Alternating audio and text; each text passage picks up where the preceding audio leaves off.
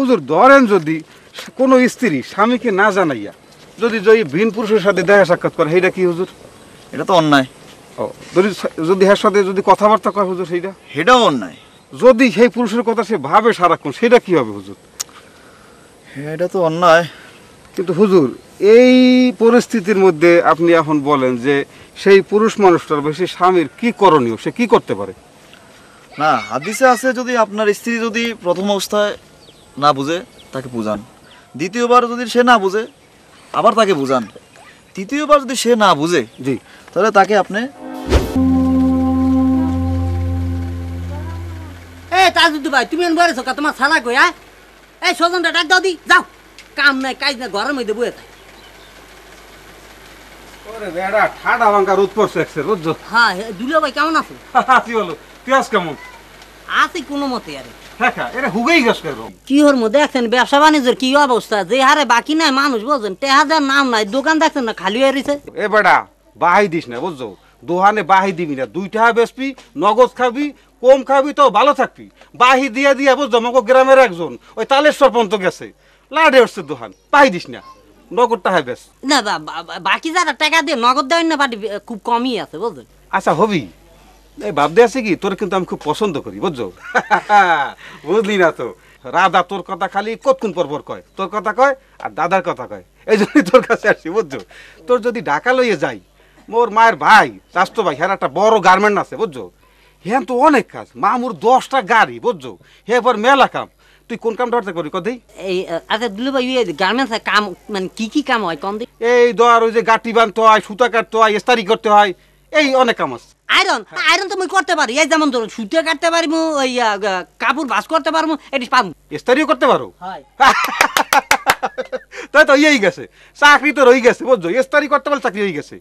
বেতন মামুরে যদি আমি বলি বুঝছো যে আমার শ্বশুরবাড়ি এলাকার লোক মামা 1000 একটু বেতন দিবি তোরে, বেতন 1000 কমই যায়।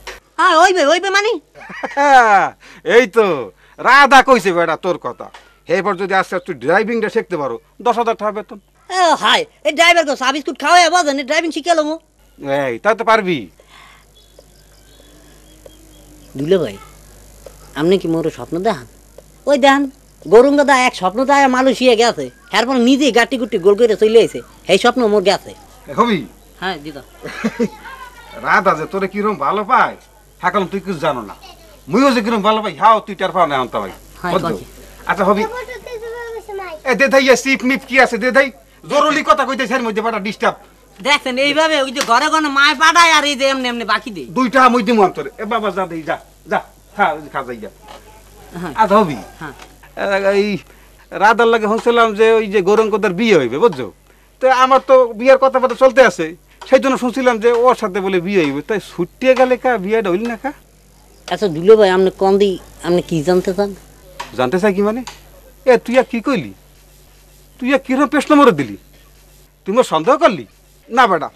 তুই তো কইল যে কষ্ট দিয়ে হালাইল তো তোরে মনে করছিস না না তোরে টাকা লই যাম তোরে, তুই আমাকে এই ধরনের প্রশ্ন না দুলে ভাই হয়েছে কি মানুষের মধ্যে যে কত কিছু থাকে মনের মধ্যে, এই মনে বুঝতে পারি না আসলে ভুল হয়েছে বুঝলি।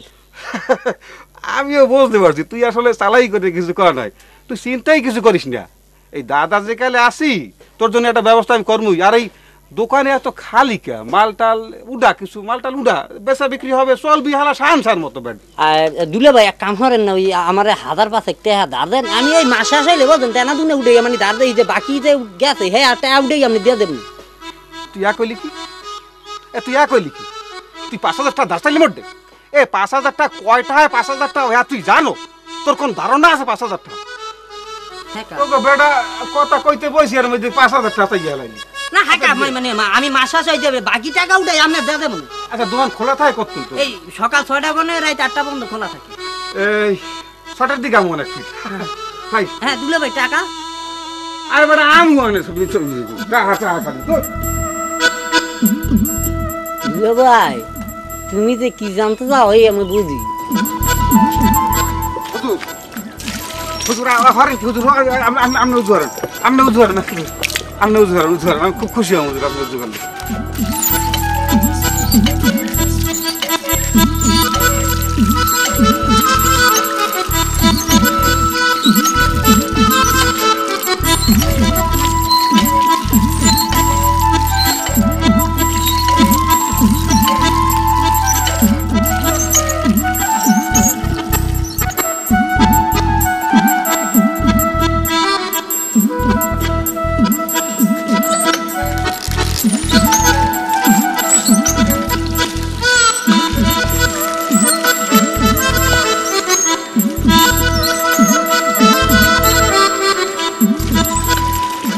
এবার আপনি যান, আমি আমি সব যান, এবার আপনি উজু করেন। আপনি হুজুর করছেন তো, ঠিক আছে চলবে হুজুর। আপনি নেবেন হুজুর? আমি দিই। উজু করেন। না হুজুর আমার উজু করা লাগবে না, আপনি নামাজ পড়তে যান হুজুর, আমি খারাই রয়েছি, থাকমান হুজুর, অসুবিধা নেই। কেন উজু আসেনি আপনার? উজু লাগবে না হুজুর, আপনি নামাজ পড়ে আন হুজুর, আমি এই নাস্তা। কি কোনো সমস্যা আসেনি? পাক পবিত্র তো সব কিছু? জি আল্লাহর রহমত আছে, অসুবিধা নেই হুজুর, আপনি যান নামাজ পড়ে আন হুজুর, আমি আসি তো। না আসলে কি ওই আসলে নামার সময় লোকজন থাকে না, তো তো একলা একটা আল্লাহর ঘরে নামাজ পড়তে কষ্ট লাগে। তো আপনি আইছেন, খুব ভালো হয়েছে। হুজুর আমি কেউ নিয়ে আইতেছি, আমি আপনার লাগে নামাজ পড়বে আন হুজুর। আগে আপনি আইন, আপনি দিয়ে আরেকজন আইব। আইন। হুজুর আমি শশাঙ্ক হুজুর। আরে আপনার শশাঙ্ক হয়েছে কি হয়েছে? শশাঙ্ক নামাজ হবে না নি? হুজুর আমি হিন্দু মানুষ। আগে কইবেন না।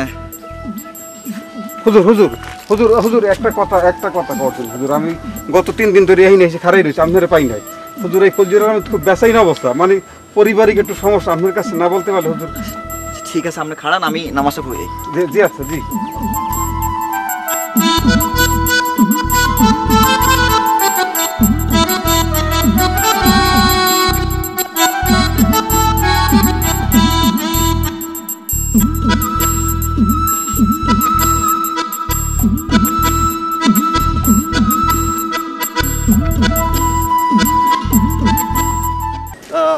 আপনার প্রবলেমটা কি? হুজুর